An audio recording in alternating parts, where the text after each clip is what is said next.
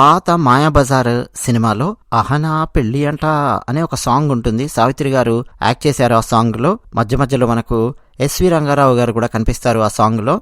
అంటే ఎస్వి రంగారావు గారి పాత్ర, ఘటోత్కచుడి పాత్ర మాయా శశిరేఖ లాగా వచ్చి పాడేటటువంటి పాట అనమాట అది. ఆ పాటను తెలుగు వాళ్ళు ఎంతగా అభిమానిస్తారో, ఎంతగా ప్రేమిస్తారో మీ అందరికీ తెలుసు. ఆ పాటను బీభత్స భయానకంగా కూనీ చేసి అర్ధనగ్నంగా ఒక అమ్మాయిని తయారు చేసి బెల్లీ డాన్స్ చేయిస్తూ, ఒక క్లబ్ డాన్స్ ను తలపించే విధంగా డాన్స్ చేయిస్తూ ఒకనొక టీవీ షోలో నేను చూశాను. అది కూడా నా కర్మగాలి నేను చూశాను. మా ఇంట్లో వాళ్ళు చూస్తూ ఉంటే నేను అలాగే అక్కడ సోఫాలో పడుకొని ఏదో ల్యాప్టాప్ లో పనిచేస్తూ ఉన్నాను. అన్ఎక్స్పెక్టెడ్ గా చూశాను. ఇంత దారుణంగా, ఇంత చెత్తగా డాన్స్ ప్రోగ్రామ్స్ వస్తున్నాయా అన్నది చూసి షాక్ అయిపోయాను. అన్నట్టు ఆ డాన్స్ ప్రోగ్రాము ఓంకార్ అన్నయ్య హోస్ట్ చేస్తూ ఉన్నాడు. ఓంకార్ అన్నయ్య హోస్ట్ గా ఆహా ఓటీటీలో స్ట్రీమింగ్ అవుతున్న డాన్స్ షో అనమాట. దాని పేరు dance icon season 2 wild fire. మళ్ళీ అందులో నామినేషన్స్ ప్రక్రియ అవన్నీ కూడా చూసి మతిపోయినట్టు అయ్యింది. ఏం చేస్తున్నారా నాయన అని చెప్పి. అసలు ఫస్ట్ ఆఫ్ ఆల్ అహనా పెళ్లి అంట అన్న సాంగ్ కి డాన్స్ చేయొచ్చు. ఎలా డాన్స్ చేయొచ్చు? సావిత్రి గారు ఏ విధమైనటువంటి ఆహార్యాన్ని అయితే చూపించారో, సావిత్రి గారు ఏ విధమైనటువంటి ఒక శశిరేఖ ఏ విధమైనటువంటి ఒక పద్ధతిగా ఉంటుందో ఆ పద్ధతితో డాన్స్ చేస్తారో అందులో, అదే విధంగా ఈమెను కూడా తయారు చేసి తీసుకొని వచ్చి డాన్స్ చేయించుంటే డెఫినెట్ గా అండి అందరూ మెచ్చుకునేవాళ్ళు. మెచ్చుకోవడం కాదు, అంతకంత అప్లాజ్ అనేది వచ్చేది. ఒకటి లేదు, మరో రకంగానైనా సరే ఆలోచించవచ్చు ట్రెడిషనల్ గానే. ఎందుకంటే అది మాయాబజార్ సినిమాలో అహనా పెళ్లి అంట సాంగ్ కాబట్టి, ఒక ట్రెడిషనల్ గా ఉండే పాట కాబట్టి కనీసం ఆ కోణంలో అయినా సరే ఆలోచించవచ్చు. ఆ డాన్స్ చేసిన అమ్మాయిని మనం తిట్టేదేం లేదండి. ఎందుకంటే ఆ అమ్మాయికి తెలియకపోవచ్చు ఆ డాన్స్ ఏంటి, ఏ సినిమాలో ఉంది, ఆ డాన్స్ తెలుగు వాళ్ళు ఎంతగా అభిమానిస్తారు, అవన్నీ ఏమి ఆ అమ్మాయికి తెలుసు అనేది నేను అనుకోను. ఎందుకనంటే ఆ అమ్మాయిని చూస్తుంటే తెలుగు మొహన్ లాగా కనిపించడం లేదు, తెలుగు అమ్మాయి లాగా అనిపించడం లేదు. ఇక ఈమెకు మెంటర్ ఎవరంటే ముమైత్ ఖాన్, ఈ మహాతల్లి. ఈ ముమైత్ ఖాన్ కంటెస్టెంట్ అన్నమాట. ఈ పాటకు స్టెప్పులు వేసింది. ఎంత అసహ్యకరంగా ఉంది అంటే అహనా పెళ్లి అంటే ఆ పాటకి ఈమె స్టెప్పులు వేసిన విధానము వాంతొస్తుంది. బెల్లీ డాన్స్ ఏంటండి. మళ్ళీ అక్కడ ఉన్నటువంటి ఆ జడ్జెస్ ఏమో పర్ఫార్మెన్స్ సూపర్, అదిరిపోయింది, అది ఇది అని చెప్పి ఆ పాట మీద ప్రశంసలు కురిపించడం. అయితే అక్కడికి సారంగపాణి జాతకం అనే సినిమా ప్రమోషన్ కోసం ఇంద్రగంటి మోహనకృష్ణ గారు, ప్రియదర్శి, అలాగే విజయవాడకు చెందిన రూపా అనే అమ్మాయి, బహుశా ఆ సినిమాలో హీరోయిన్, ఈ ముగ్గురు కూడా అక్కడికి వచ్చారు. వీళ్ళు వచ్చిన టైంలో ఈ పాటకు డాన్స్ చేయించి మరీ చూపించారు వాళ్లకు. ఇక గెస్టులుగా వచ్చారు కాబట్టి వీళ్ళకి విమర్శించడానికి అంటూ ఒక రైట్ అనేది ఏమి ఉండదు అక్కడ. ఎందుకంటే గెస్టులుగా వస్తారు కాబట్టి కామ్గా ఏదో చూసి పాట చూసి ఆ బాగుందని చప్పట్లు కొట్టేసి వెళ్ళిపోతారు, నచ్చినా నచ్చకపోయినా. నాకు తెలిసి ఇంద్రగంటి మోహనకృష్ణ గారికి ఆ పాట, ఆ డాన్స్ చేసిన విధానము మనస్ఫూర్తిగా నచ్చి ఉంటుంది అని అయితే నేను అనుకోను. కానీ ఆయన గెస్ట్గా వచ్చారు కాబట్టి ఇక విమర్శలకు దానికి దిగలేకపోయి ఉండొచ్చు ఆయన. సరే, ఆయన గురించి కాదు ఇక్కడ విషయం. ఓవరాల్ గా మన తెలుగు సినిమాలలో క్లాసిక్స్ అని చెప్పదగినటువంటి సినిమాలు కొన్ని ఉంటాయండి. అటువంటి సినిమాలను ఖూనీ చేయకుండా ఉంటే మంచిది. ఒక మాయాబజార్ గాని, ఒక మిస్సమ్మ గాని, ఒక గుండమ్మ కథ గాని, అంటే విజయవారు తీసినటువంటి సినిమాలలో మొదటి తరంలో తీసినటువంటి సినిమాలు. అలాగే కె విశ్వనాథ్ గారు తీసిన ఒక శంకరాభరణం గాని, ఒక సాగర సంగమం గాని, ఒక బాపు గారు తీసినటువంటి కొన్ని సినిమాలు, ముత్యాల ముగ్గు లాంటి సినిమాలు గాని, ఒక సంపూర్ణ రామాయణం సినిమా గాని, అంటే బాపు గారు తీసినటువంటి తెలుగుదనము ఉట్టిపడేటటువంటి కొన్ని సినిమాలు గాని, ఇలాంటి సినిమాలు ఉన్నాయండి, క్లాసిక్స్ ఉన్నాయి. వాటిని మనం టచ్ చేయాల్సినటువంటి అవసరం లేదు. వాటిని ట్రోల్ చేయడము, ఖూనీ చేయడము, ప్యారడీలు కట్టడము, అసహ్యంగా డాన్సులు చేయించడము ఈ సినిమాలకు సంబంధించి ఇవన్నీ అండి చాలా దారుణం. అంటే మనమే మన డాన్స్ షోల ద్వారా, రకరకాల టీవీ ప్రోగ్రాంల ద్వారా మన క్లాసిక్స్ మీద మనమే బురద చల్లే ప్రయత్నం చేయడము, వాటిని కాలుబట్టి కిందికి లాగే ప్రయత్నం చేయడం. అంతేందుకు మీకు 2-3 ఉదాహరణలు కూడా నేను ఇస్తాను. కేవలం ఈ షోలో అహనా పెళ్లి అంట సాంగ్ ను ఖూనీ చేయడం మాత్రమే కాదు, అన్నట్టు మీరు కూడా కావాలంటే చూడండి, నేను మీకు లింక్ ఇస్తాను, చూడండి ఎంత అసహ్యంగా అమ్మాయి డాన్స్ చేసిందో మీకు అర్థమవుతుంది. శంకరాభరణం సినిమా అండి, ఎంత అద్భుతమైన సినిమా అది. మన తెలుగు వాళ్ళందరూ చాలా గర్వంతో చెప్పుకునే సినిమా అది. ఆ శంకరాభరణం సినిమాలోని డైలాగ్స్ ను చాలా సినిమాలలో పేరడీ కట్టి ఇష్టం వచ్చినట్టు ఉపయోగించడం వల్ల చాలా మందికి ఒరిజినల్ శంకరాభరణం చూపించేటప్పుడు లేదు చూసేటప్పుడు కూడా ఈ ట్రోలింగ్ లేదా పేరడీ చేసినటువంటి సినిమాలు గుర్తొచ్చి వీళ్ళు నవ్వుకుంటూ ఉండడము, అసలు ఒరిజినల్ శంకరాభరణంలో పెట్టినటువంటి ఆ ఫీల్ గాని అదంతా ఎగిరిపోవడము ఇది జరుగుతుంది. మీకు నాగార్జున గారి కింగ్ సినిమాలో బ్రహ్మానందం గారి చేత చెప్పించినటువంటి డైలాగ్స్, నువ్వెంచుకున్న రాగం ఏంటి, నువ్వెంచుకున్న తాళం ఏంటి, ఇవన్నీ బ్రహ్మానందం గారి చేత ఒక కామెడీ లాగా చేయిస్తారు చూడండి. ఏది త్రిష పాట పాడితే త్రిషను అంటే సింగర్ ను గెస్ట్ హౌస్ కి రమ్మంటాడు. అంటే కమిట్మెంట్ అడుగుతాడనమాట సినిమా భాషలో చెప్పాలంటే. ఆమె నో అంటుంది. సో ఇప్పుడు ఆ మ్యూజిక్ ప్రోగ్రామ్కు జడ్జిగా వచ్చిన బ్రహ్మానందం గారు ఆమెను సెలెక్ట్ చేయకూడదు. సో అక్కడ ఈ డైలాగ్ పెట్టడం, నువ్వు ఎంచుకున్న నువ్వు ఎంచుకున్న డైలాగ్ ఏంటి, అదేంటి, ఈ డైలాగ్స్ అన్ని పెట్టిస్తారు. ఆకలేసిన వాడు అమ్మ అని ఒకలాగంటాడు, ఇవన్నీ పెట్టాడు చూడండి డైలాగ్. అవి ఎక్కడున్నాయి? శంకరాభరణంలో ఒక అద్భుతమైన సిచ్యువేషన్లో మాట్లాడేటటువంటి డైలాగ్స్ అండి అవి. అది కూడా ఒక సిచ్యువేషన్ కాదు, 2 సిచ్యువేషన్స్లో వచ్చేటటువంటి డైలాగ్స్ అవి. ఒక మ్యూజిక్ తెలియనటువంటి ఒక మాస్టారు, లేదు సగం తెలిసి సగం తెలియనటువంటి వాళ్ళు కూడా ఉంటారు కదా మ్యూజిక్, వాళ్ళు కూడా కొంతమంది సంగీతం నేర్పించడానికి దిగుతారు. కూర్చొని బ్రోచేవారు ఎవరురా అనే పాట అనుకుంటాను, త్యాగరాజస్వామి వారి పాట. దానికి కూనీ చేస్తూ ఒక అమ్మాయికి నేర్పిస్తూ ఉంటాడు అరుగు మీద కూర్చొని. శంకరాభరణం శంకర శాస్త్రి అట్నుంచి అలా వెళుతూ చూసి దగ్గరికి వచ్చి, నువ్వేం చేస్తున్నావయ్యా, ఎందుకు ఈ పాటని ఇట్లా కూనీ చేస్తున్నావు అని చెప్పంటే, ఎందుకు కూనీ చేయకూడదు, కొత్తదనం పేరిట కూనీ అని కాదు, ఎందుకు కొత్తదనం పేరిట, ఎందుకు కొత్త రాగం క్రియేట్ చేయొద్దు, ఎందుకు కొత్తగా ఆలోచించొద్దు, ఈ టైపులో మాట్లాడతాడు ఆయన. తప్పు అది. ప్రతి ఒక్క శృతికి, ప్రతి ఒక్క రాగానికి, ఒక్కొక్క దానికి ఒక్కొక్క అనుభూతి ఉంటుంది. ఆకలేసిన పిల్లవాడు అమ్మ అని ఒకలాగా అంటాడు, దెబ్బ తగిలిన పిల్లవాడు అమ్మ అని ఒకలాగా అంటాడు. ఇట్లా ఆయన చెప్పే ప్రయత్నం చేస్తారు శంకర శాస్త్రి. అంటే ప్రతి నాదానికి, ప్రతి రాగానికి ఒక ఫీల్ అనేది ఉంటుంది అన్న పాయింట్ ఎస్టాబ్లిష్ చేసే ప్రయత్నం ఆయన చేస్తాడు అక్కడ. అలాగే తన సొంత కూతురు ఆమె పెళ్లి చూపుల్లో ఒక పాట పాడుతూ ఆమె ఎక్కడికో తన్మయత్వంలోకి వెళ్ళిపోయి ఇంకేదో రాగం పాడేస్తుంది. చివరకు వచ్చేసరికి ప్రశాంతంగా వింటున్న ఈయన చాలా సీరియస్ గా రియాక్ట్ అవుతాడు. సంగీతం అంటే స్వరసంకరం చేస్తావా అని చెప్పి, నువ్వు ఒక రాగంలో పాడే పాటను ఆ రాగంతో పూర్తిగా కంప్లీట్ చేయకుండా అకస్మాత్తుగా వేరే స్వరాలు తీసుకొని వచ్చి కూని చేస్తావా పాటను అని చెప్పి చాలా సీరియస్గా ఆయన ప్రతిస్పందిస్తాడు. సో చాలా అద్భుతమైన ఫీల్ ఉన్న సన్నివేశాలు అవన్నీ కూడా. ఆ శంకరాభరణం సినిమాలోని సన్నివేశాలను కింగ్ సినిమాలో బ్రహ్మానందం గారి చేత పెట్టేసరికి ఆ నెక్స్ట్ జనరేషన్లో వచ్చిన పిల్లలందరూ ఏమనుకుంటున్నారో తెలుసా, కింగ్ సినిమాలో పెట్టింది ఒరిజినల్ అని చెప్పి అనుకుంటున్నారు. లేదు, ఒరిజినల్ శంకరాభరణం వీళ్ళకి చూపించినప్పుడు, లేదు వీళ్ళు చూసినప్పుడు, అంటే కొత్తగా చూసే వాళ్ళు ఉంటారు కదా శంకరాభరణం, ఈ నెక్స్ట్ జనరేషన్కి సంబంధించిన వాళ్ళు ఏమనుకుంటున్నారో తెలుసా, ఆ కింగ్ సినిమాలో బ్రహ్మానందం చెప్పిన డైలాగ్స్ అవన్నీ గుర్తొచ్చి నవ్వుకుంటూ ఉన్నారు. ఆ ఒరిజినల్ ఫీల్ వీళ్ళకి కనెక్ట్ అవ్వట్లా. కారణం ఏంటి అంటే, క్లాసిక్ గా ఉన్నటువంటి శంకరాభరణాన్ని కూడా మనం ప్యారడీ చేసేటటువంటి స్థాయికి దిగజారాం సినిమాల ద్వారా, డాన్స్ షోల ద్వారా, వీటన్నిటి ద్వారా. ఇంకా ఇస్తాను ఉదాహరణ, అలీ అండ్ సుమా, అదే anchor Suma and actor Ali, వీళ్ళిద్దరూ కలిసి స్టేజ్ మీద రకరకాల గెటప్స్ వేసుకొని పర్ఫార్మెన్సెస్ ఇస్తూ ఉండేవాళ్ళు. అది కూడా ఏదో ఒక అవార్డు ప్రోగ్రామ్స్ లో. అది మా టీవీ అవార్డ్సా, జీ టీవీ అవార్డ్సా, ఈ టీవీ అవార్డ్సా నాకు గుర్తులేదు, ఈ మధ్య రావట్లేదు ఆ టైప్ ఆఫ్ ఫార్మాట్. ఒకనొక టైంలో అయితే 10-12 ఏళ్ల క్రితం వరుసగా ప్రతి సంవత్సరం అవార్డు కార్యక్రమంలో వీళ్ళిద్దరు గెటప్స్ వేసుకొని పర్ఫార్మెన్స్ ఇచ్చేది, కామెడీలు చేసేది, అది వచ్చేది. అందులో ఒకసారి సాగర సంగమం సినిమాలో చాలా అద్భుతమైన సీన్, అంటే వితౌట్ డైలాగ్స్, జంధ్యాల గారు డైలాగ్స్ పెట్టకుండా కావాలని చెప్పి ఒక ఇళయరాజా గారి ఒక అద్భుతమైన బ్యాక్గ్రౌండ్ తో తీసినటువంటి ఒక సీన్. ఒక డాన్స్ ఫెస్టివల్ కు సంబంధించిన ఇన్విటేషన్ తీసుకొని వచ్చి జయప్రద కమలాసన్కి ఇస్తే, కమలాసన్ ఒక్కొక్క పేజీ తిప్పి చూసి, యామిని కృష్ణమూర్తి చాలా పెద్ద డాన్సర్ అండి అంటాడు. పక్కన చేయగానే ఇంకెవరు ఉంటారు, అబ్బో చాలా పెద్దవాళ్ళండి, అమ్మో ఈసారి అందరూ పెద్ద పెద్దవాళ్లే ఉన్నారండి అని చెప్పి కమలాసన్ చూస్తుంటాడు. అంటే తనకు ఆ ఇన్విటేషన్ ఒకటి దొరికింది, వెళ్ళి చూడొచ్చులే అన్న ఫీలింగ్ లో ఉంటాడు. కానీ ఒకసారి పేజ్ అలా తిప్పేసరికి, నువ్వు ప్రేక్షకుల్లో కూర్చొని చూడబోయేవాడు కాదు నాన్న, నువ్వు కూడా డాన్స్ పర్ఫార్మెన్స్ ఆ స్టేజ్ మీద ఇవ్వబోతున్నావు ఆ పెద్ద పెద్ద వాళ్లతో అన్న పాయింట్ అతనికి అర్థమైపోతుంది. అంటే ఆ ఇన్విటేషన్ లో తన ఫోటో, తన పర్ఫార్మెన్స్ కూడా ఉంది అన్న విషయం తనకు అర్థమైపోతుంది. షాక్ అయిపోయి అసలు ఒక రకమైన భావోద్వేగం, రకరకాల భావోద్వేగాలతో అతని కళ్ళల్లోంచి నీళ్లు బయటకు వస్తాయన్నమాట.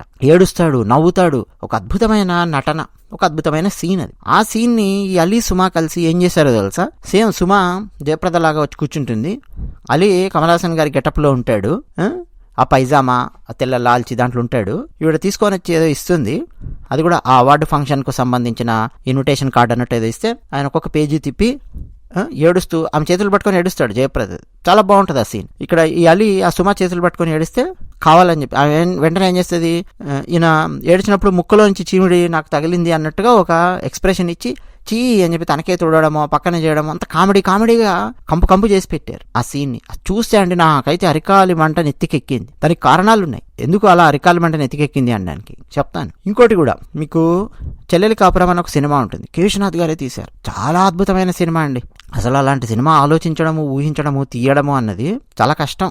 అటువంటి సినిమా ఎగ్జిక్యూట్ చేయడం అనేది, అది కూడా శోభన్ బాబు గారు. ఆయన మామూలుగా అసలు ఏ మేకప్ అవసరం లేదు, క్యాజువల్ గా ఆయన స్క్రీన్ మీద కనిపిస్తేనే శోభన్ బాబు గారు ఆ హ్యాండ్సమ్ ఎంత అద్భుతంగా ఉంటారంటే ఆయన ఎవరైనా సరే ఇక పడిపోవాల్సిందే ఆయనను చూసి. అమ్మాయిలందరూ ఎందుకు ఎక్కువగా అభిమానించేవాళ్ళు శోభన్ బాబు గారిని అంటే దానికి రకరకాల కారణాలలో ఒక కారణం ఏంటంటే మ్యాన్లీగా ఉంటాడనమాట. అందంగా ఉండేవాళ్ళు చాలామంది ఉంటారు, మ్యాన్లీగా ఉండేటటువంటి అందం అన్నమాట. అంత అందగాడైనటువంటి శోభన్ బాబు గారికి నల్ల మసిలాంటిది పూసి పూర్తిగా అందులో అలా యాక్ట్ చేస్తాడు. తన చెల్లెల కోసం అని చెప్పి ఒక పక్క త్యాగం చేస్తూ మరో పక్క అద్భుతమైన కవి అన్నీ చేస్తూ చేస్తూ చేస్తూ పీక్ వచ్చేసరికి ఒక సాంగ్ ఉంటుంది. శ్రీనారాయణ రెడ్డి గారి చేత రాయించారు ఆ పాట. అసలు ఆ పాట పుట్టినటువంటి విధానం కానీ అది తెలుసుకుంటేనే మనం ఆశ్చర్యపోతాం. చరణ కింకిణులు గల్లు గల్లు మన అనే సాంగ్, అందులో సంస్కృత సమాసాలు, పదబంధాలు, అద్భుతమైన సమాసాలు దాంట్లో మనకు కనిపిస్తాయి. అంటే ఒక కవి ఆశువుగా గనక కవిత్వం చెబితే ఎంత సత్తా ఉంది, భాషకి ఎంత సత్తా ఉంది అనేది తెలుస్తుంది, ఆ కవికి ఎంత సత్తా ఉంది అనేది తెలుస్తుంది. క్లైమాక్స్ మొత్తం అండి ఆ సినిమాను ఆ సాంగ్ మీద నిలబెట్టారు. మామూలుగా క్లైమాక్స్లో ఫైటింగ్ ఉంటుంది, డిష్యూమ్ ఉంటుంది, లేకపోతే బొమ్మరిల్లు లాగా క్లాసులు పీకడాలు ఉంటుంది, అపారెంట్కి దారేది లాగా రైల్వే స్టేషన్లో క్లాసులు పీకడాలు, ఇట్లాంటివన్నీ చాలా సినిమాల్లో ఉన్నాయి. కానీ జస్ట్ ఒక పాట పెట్టి ఆ పాట మీద క్లైమాక్స్ నిలబెట్టేశారు. ఆ మొత్తం సినిమాని ఆ పాట మీద నిలబెట్టారు.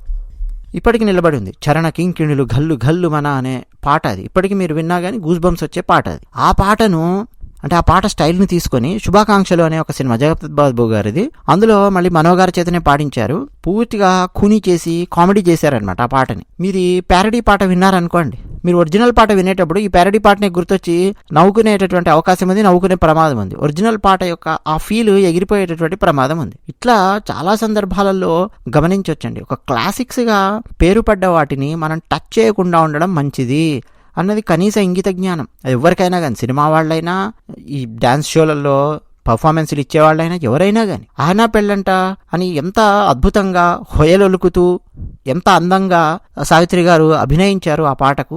ఎంత అద్భుతంగా అందులో డ్రెస్సింగ్ ఉంటుంది, ఎంత అద్భుతంగా ఆ చుట్టుపక్కల సెట్టింగ్ ఉంటుంది, ఎంత చక్కగా ఉంటుంది ఆ పాట. ఆ పాటను బొడ్డు కనిపించే విధంగా, తొడలు కనిపించే విధంగా, అర్ధనగ్నంగా బట్టలేసి బెల్లీ డ్యాన్స్ వేసి కిందపడి పడుకొని గిలగిలగిల తన్నుకుంటూ బెల్లి ఆ బొడ్డు చూపిస్తూ, పొట్ట చూపిస్తూ, తొడలు చూపిస్తూ, కిందపడి గిలగిలా తన్నుకుంటూ అసహ్యంగా అన్నమాట ఆ పాట. ఓకే, సో ఒకసారి ఆలోచించండి. ఇదే కాదండి, చినచీర స్వామి వారు ఉన్నారు మన తెలుగులో. యతీశ్వరులు దండం ధరించి మనకు కనిపిస్తారు చినచీర స్వామి వారు. మన తెలుగులో యతీశ్వరులే చాలా తక్కువ కనిపించేది. వారు ఉపన్యాసంలో ఐపాయ్ అని చెప్పి మాట్లాడితే ఆ ఐపాయ్ అనే పదాన్ని పట్టుకొని వచ్చి ఈ టీవీలలో, మా టీవీలో ఏదైనా ప్రోగ్రామ్ వచ్చేటప్పుడు వెనక హిహిహి అని చెప్పి ఆర్టిఫిషియల్ నవ్వులు పెట్టి ఒక తొకడా మ్యూజిక్ ఒకటి పెట్టి రన్ చేస్తుంటారు చూడండి. ఆ గ్యాప్ లోపల కావాలని చెప్పి ఆ ప్రోగ్రాము లెంత్ తీసుకోవడం కోసం అన్నట్టు ఆ బ్యాక్గ్రౌండ్ రకరకాల మ్యూజిక్లు పెట్టి సౌండ్స్ పెట్టి ప్రోగ్రామ్ లాగుతుంటారు. మీరు గమనిస్తే 20 minutes ప్రోగ్రామ్ 1 hour లాగడానికి కారణం ఈ బ్యాక్గ్రౌండ్స్, ఈ కిలకిలలు, ఈ వేస్ట్ చెత్త ఎక్కువ ఉంటుంది అనమాట. అందులో భాగంగా ఈ ఐపాయ్ అనే దాన్ని కూడా వాడుతున్నారు. అది కూడా చినజీర స్వామి వారు మాట్లాడింది, చినజీర స్వామి వారి వాయిస్తో ఐపాయ్ అనేది ఉపయోగించడం కూడా మనం చాలాసార్లు గమనించవచ్చు. అంటే అది చాలా దారుణం. అంటే ఒక హోలీనెస్ ఉన్నటువంటి వ్యక్తులు వాళ్ళు మాట్లాడేటటువంటి దాన్ని కూడా తీసుకొని వచ్చి ఇష్టం వచ్చినట్టు ప్యారడీలలో, ప్రోగ్రామ్స్లో ఎక్కడ పడితే అక్కడ వాడేసుకోవడం, ట్రోలింగ్స్లో వాడేయడం అనమాట. ఘోరం. ఇంత అసహ్యకరంగా అండి తయారయ్యింది సమాజం అన్నది. ఒక విషయం చెప్పి ముగిస్తాను నేను. క్లాసిక్స్ అని చెప్పి కొన్ని సినిమాల పేరే చెప్పాను ఏంటండి, చాలా చాలా పెద్ద పెద్ద బ్లాక్ బస్టర్స్, హిట్స్ ఉన్నాయి కదండి మీరు అనుకోవచ్చు. కాదండి, చాలా సినిమాలు మన వాళ్ళు కాపీ కొట్టి తీసినటువంటి సినిమాలు ఉన్నాయి. చాలా సినిమాలు వెస్టర్న్ సినిమాల ప్రభావంతో తీసినటువంటి సినిమాలు ఉన్నాయి. నేను ఒకసారి అంటే యూరోప్లో ఒకానొక దేశంలో పనిచేస్తూ ఉన్నప్పుడు వీకెండ్ ఇలాగే ఆ యూరోపియన్స్ వాళ్ళందరూ వచ్చేవాళ్ళు. వాళ్ళకి కొన్ని సినిమాలు చూపిద్దాము అని చెప్పి మన సినిమాలు, అప్పుడు బ్లాక్ బస్టర్ అయినటువంటి కొన్ని సినిమాలు, అంతకుముందు బ్లాక్ బస్టర్ అయినటువంటి కొన్ని సినిమాలు, కొన్ని సీన్స్ వాళ్ళకి వేసి చూపిస్తున్నాను అనమాట. అంటే మా డైరెక్టర్స్ చాలా అద్భుతంగా తీస్తున్నారు, మా తెలుగు దర్శకులు చాలా అద్భుతంగా తీస్తున్నారు, మా దగ్గర చాలా అద్భుతమైన సినిమాలు వస్తాయి అని చెప్పడం నా ఉద్దేశం అనమాట. వేసి చూపిస్తే అక్కడికి వచ్చిన వాళ్ళు మేము పెట్టినటువంటి దోశలు హ్యాపీగా తింటూ, మేము పెట్టిన పాస్తా, అన్నం, కూరలు, సాంబారు కలుపుకొని చక్కగా నోట్లో పెట్టుకుంటూ, ఇది ఆ సినిమాలో కాపీ కొట్టారు, ఇది ఈ సినిమాలో కాపీ కొట్టారు, ఇది ఆల్రెడీ చూసాము, ఇదే ఉందిలే అన్నట్టు లైట్గా తీసి అవతల పారేస్తున్నారు. నేను ఏ సినిమా చూపించినా, అరుంధతి లాంటి సినిమా చూపించినా, మగధీరా లాంటి సినిమా సీన్స్ చూపించినా, ఏ చూపించినా కానండి అనట్లేదు వాళ్ళు. ఏముంది, ఇది అంతకుముందు మేము ఈ ఫీల్డ్ మేము ఆల్రెడీ అనుభవించాము, ఇది మేము ఆల్రెడీ మేము చూసేసాము, ఇది ఇటువంటి కథలు అన్న ఫీలింగ్లో ఉన్నారు వాళ్ళు. అదే నేను సాగర సంగం సినిమా వేసి చూపించాను. సాగర సంగం సినిమా వేసి చూపిస్తే అందులో చాలా మంది కంటతడి పెట్టుకున్నారు, షాక్ అయిపోయారు. ఏంటి ఇంత అద్భుతంగా సినిమా తీసేవాళ్ళు ఉన్నారా, ఇది కొత్తదనం అంటే ఇది సినిమా అంటే అన్నారు. నేను చూపించింది ఎప్పుడు అనుకున్నారు? 80s లో కాదు, 90s లో కాదు, 2000s లో కాదు, 2000 సంవత్సరం వచ్చిన తర్వాత ఓ 10-12 ఏళ్ళు అయిపోయిన తర్వాత. అంటే ఎప్పుడు వచ్చింటది సినిమా? అది ఏ 35 ఏళ్ళ క్రితం ఎప్పుడో వచ్చింటుంది సినిమా. చూపిస్తే వీళ్ళకి అర్థమవుతుంది, ఆ ఫీల్ కనెక్ట్ అవుతుంది. సాగర సంగమం సినిమా ఇప్పుడు అర్థమైందా మీకు? తెలుగుదనం ఉట్టిపడేలాగా సినిమా తీయడము, ఒరిజినాలిటీతో సినిమా తీయడం. బాపు గారి సినిమాలు ఉంటాయి చూడండి, రమణ గారు రాసినటువంటి కథలు, ఆ గోదావరి నది చుట్టూ అవే గూటి పడవలు, తెలుగు సాంప్రదాయాలు, తెలుగు విలను, ముత్యాల ముగ్గు, తెలుగుదనము, ఇటువంటి సినిమాలు రావడము తీసుకురావడం అనేది చాలా కష్టం. ఒక పక్క కొత్త సినిమాలలో తెలుగుదనం ఉన్న విలన్ని పెట్టే ప్రయత్నం చేసినా రావు రమేష్ గారు లాంటి వాళ్ళని, మరో పక్క మీరు హీరో చేసే డాన్సులు, హీరో చెప్పే డైలాగ్స్, హీరోలు వేసే డ్రెస్సులు ఇవన్నీ చూస్తే మళ్ళీ యూరోపియన్ డ్రెస్సులు కానీ, పాశ్చాత్య ఆ డ్రెస్సింగ్ సెన్స్ కానీ, లేకపోతే వేరే సినిమాల నుంచి కాపీ కొట్టి తీసుకొచ్చిన సీన్స్ కానీ ఇవే మీకు కనిపిస్తూ ఉంటాయి. అలా ఏమీ లేకుండా, అలాంటి ఛాయలు ఏమీ లేకుండా తీసినటువంటి గొప్ప గొప్ప క్లాసిక్స్ మన తెలుగులో చాలా తక్కువ సినిమాలు ఉన్నాయి నిజం చెప్పాలంటే.